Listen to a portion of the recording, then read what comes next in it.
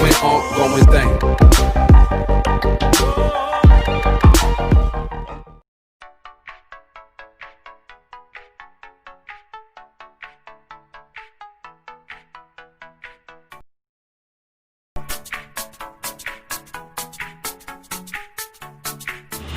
Apakah kalian tahu apa itu TBC?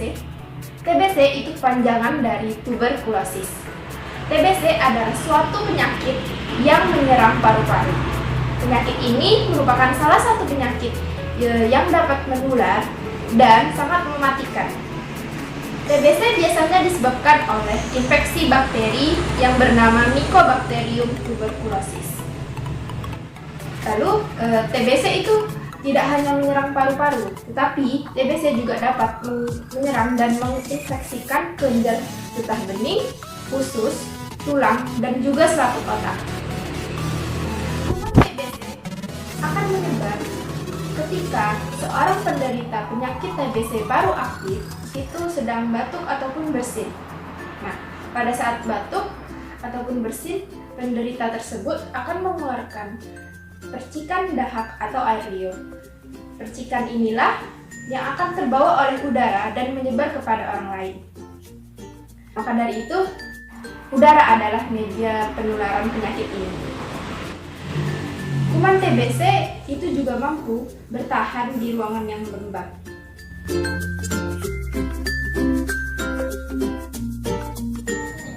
Jadi, TBC terbagi menjadi dua jenis, yaitu TB aktif dan TB laten. Kita mulai dari TB aktif terlebih dahulu ya. Mycobacterium tuberculosis adalah bakteri penyebab tuberkulosis atau TBC.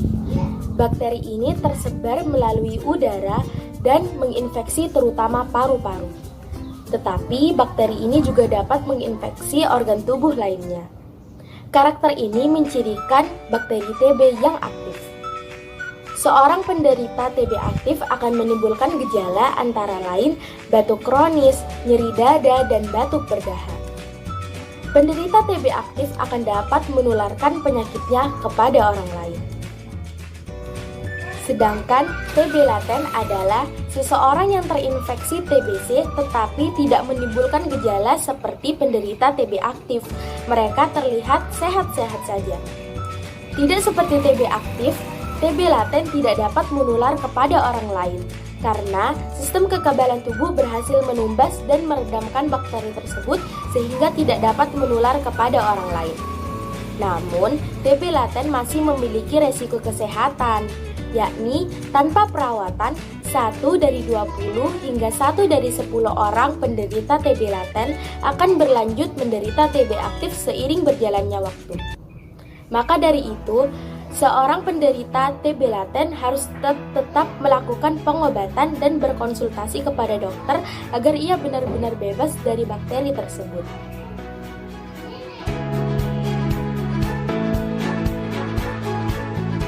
Tuberkulosis adalah salah satu penyakit menular yang berbahaya.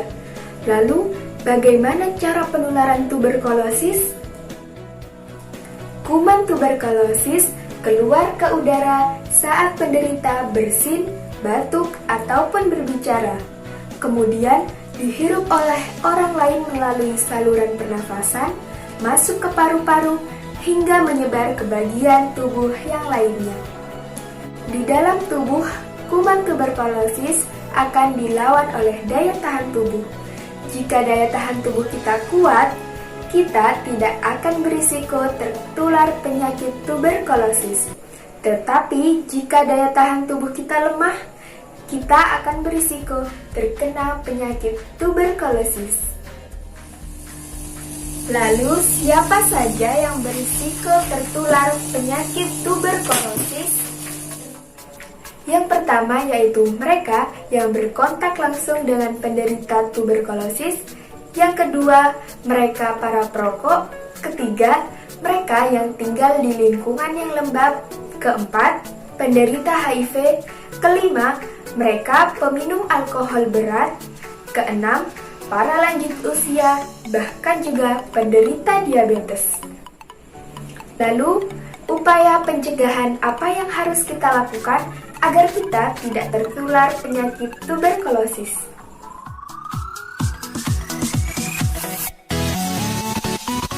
Yang pertama yaitu pemberian imunisasi BCG pada bayi. Kedua, pastikan sinar matahari dan udara segar masuk ke dalam ruangan yang kalian tempati. Yang ketiga, tutup mulut kalian menggunakan sapu tangan, tisu, masker, ataupun lengan saat kalian hendak batuk ataupun bersin. Yang keempat, jagalah kebersihan lingkungan sekitar. Yang kelima, jangan lupa untuk mengonsumsi makanan yang bergizi dan juga bernutrisi agar daya tahan tubuh kita menjadi kuat. Dan jangan buang ludah sembarangan ya teman-teman. Lalu, bagi yang sudah tertular penyakit tuberkulosis, apa saja ciri-ciri penyakit tuberkulosis?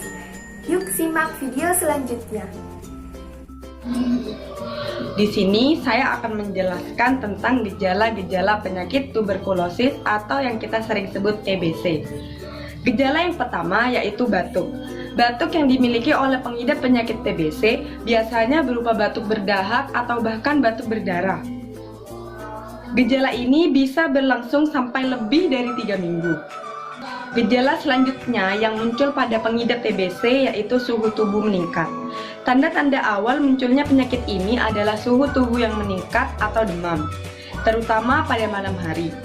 Meskipun pada pagi dan siang hari tubuhnya sehat dan bugar, menjelang malam hari, tubuh pengidap TBC akan melemah dengan disertai demam. Gejala selanjutnya adalah menurunnya berat badan.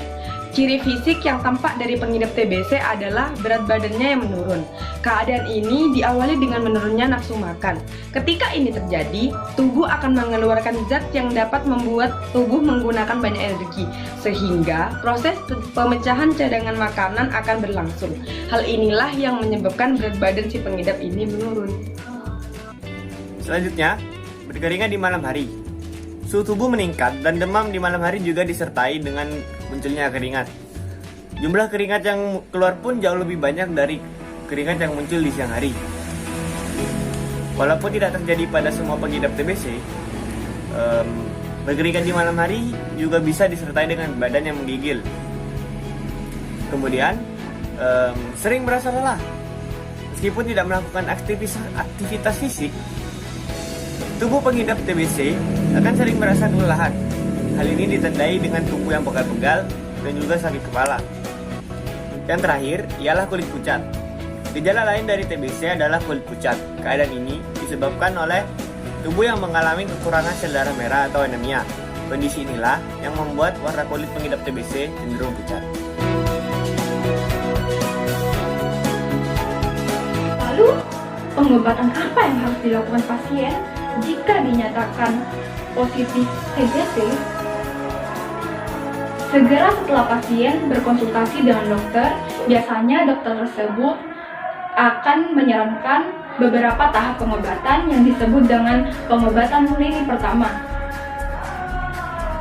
Obat anti tuberkulosis atau OAT yang dipakai sebagai tata laksana lini pertama adalah rifampicin, isoniazid,